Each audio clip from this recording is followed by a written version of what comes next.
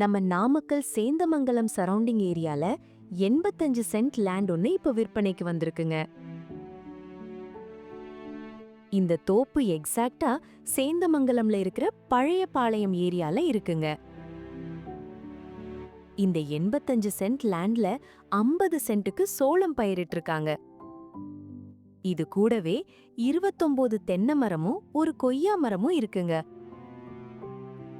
முக்கியமான விஷயம் என்னன்னா, இது ரொம்பவும் வளமான கரிசல் மண் லேண்டா இருக்கிறதால தண்ணீரை தேக்கி வச்சு விவசாயம் ரொம்பவே செழிப்பா வர உதவியா இருக்குங்க.